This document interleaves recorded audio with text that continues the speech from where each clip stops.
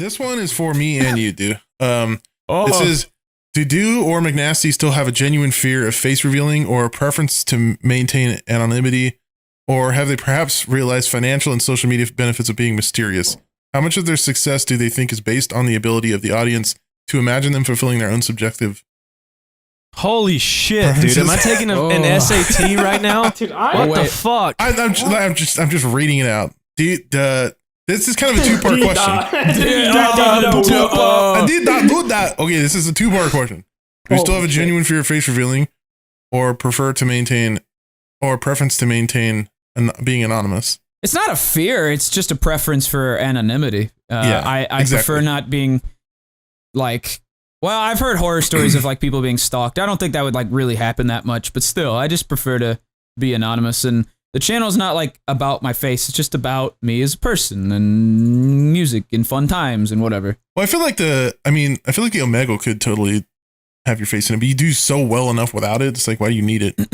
Yeah. For me, it's like it's not broke, so don't fix it. Really, kind of a thing. Yeah. What about you? Do you feel like? Yeah, no, I feel the same way. My channel wouldn't benefit from my face being shown at all, anyways. Yeah, the only videos would be Omegle. Really, I feel like I could connect with other people on Omegle better if I did face reveal. I feel like a lot of people do skip me because usually the torso down angle is reserved for the people with their cocks out. So I think it susses people out sometimes. Just like have your dick hanging out under your guitar. Just at the end of a solo, move your guitar and just have your erect cock. Oh, It's kind of hot. that would be a good meme. I'm gonna do that. Anyway, so yeah, I do think that it would benefit me on Omegle, but maybe not necessarily for content creation. Yeah, Well, there would be other videos because like I've wanted to react to old privated videos, but it's kind of weird to like do a reaction video to old videos with just like your voice or just your torso, I guess. So that's something I've wanted to do, but I can't really make it work, I guess. Yeah. You should just paint your face black. No, that's an awful. Please don't do. I am not being in a brand with someone who's doing that. I was gonna say though, I feel like the only thing you guys would Why not, Blarg?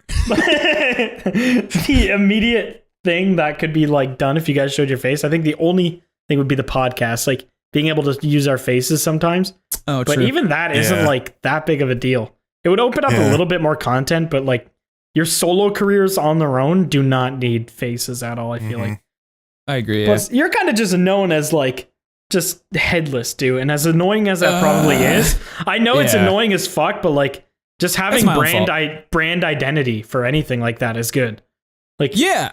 Well, it was tough because for the longest time I literally had no identity until I had my YouTubes made, and now I have like the black question mark face, and that's cool and whatever. Yeah. Like for your thumbnails and stuff, that helped a lot. It did. Yeah, that definitely did. Guy. Yeah.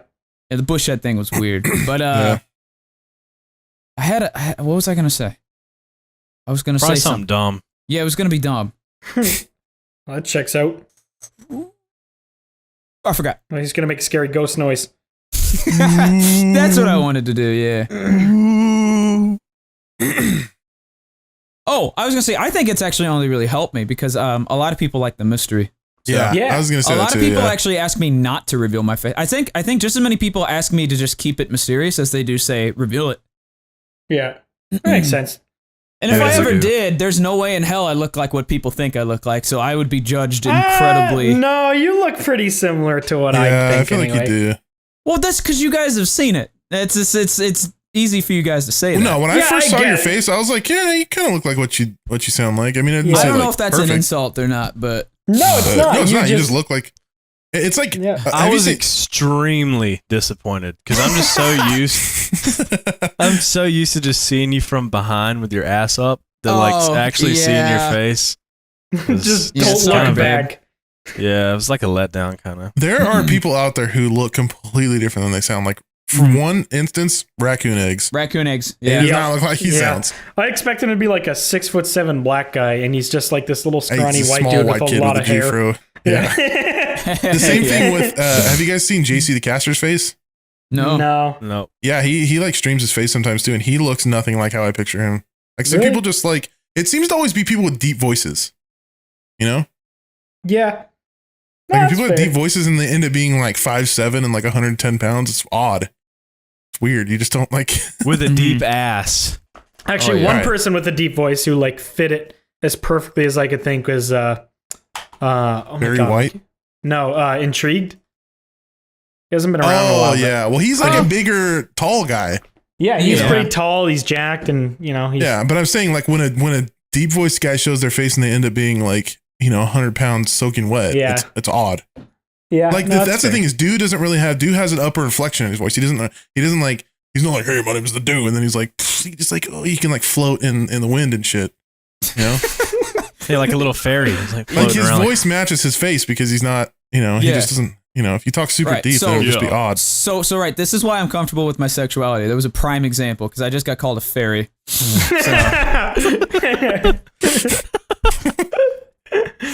Fair enough. What's the question for me, dude? Honestly, they didn't ask any questions for you. I don't know why. They did. They did 2 for me, 2 for Dooo, 2 for Blarg, and then none for Soup. Well, that's one. Oh wait! This right here. They didn't bold your name, which is kind of it didn't stand out. Anyway, this is the Southern stereotypes. Some people say that stereotypes are rooted in unfortunate truths. Others say they are a product of entrenched misconceptions. Fucking to which category would Soup ascribe the stereotypes people? Yeah, what do you ascribe to? Huh? It's a bit of both. Unfortunate truths or entrenched misconceptions. I mean, he went fishing at 4 a.m. this morning, so he did. What's that tell you? Both sides of that coin, boy. Tell you what. This is why you didn't get a question. You're whistling at him. Yeah, you're not even. I'm saying it's both. It's true. Like some of it is true. Some of it is like a little fucked, but it's not true. It's like a joke. Like it's a mixture. Yeah. A stereotype is like a mixture kind of truth, but like, what's the word? Like exaggeration. Yeah. Almost. Well, to an extent. I mean, there's definitely. Yeah. Yeah. Like, no, I don't actually eat roadkill, but have I thought about it? Yes. Would I do it? Yeah. You probably should have left that one in the drafts. Yeah. Not it. What kind of roadkill would you want to eat, if any? Opossum. Deer. Opossum? Dude, I had a possum in my garage the other day. Looked good. I would eat if it was like a dead deer or something. I might. What about like a dead cow? Oh well, yeah, I guess. I mean, I ain't gonna discriminate. It's free dinner. I mean, typical roadkills like squirrels, rabbits. Yeah, whatever's on that there road. Been out there cooking for a minute in the sunlight. You know what I mean? Halfway done for you. You just gotta season it up a little bit. God cooked it for you. If God cooked it for you, you really not gonna eat it? I mean.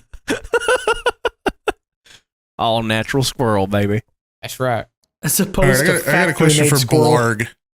Okay. So apparently the person that asked this question is also Arab Canadian.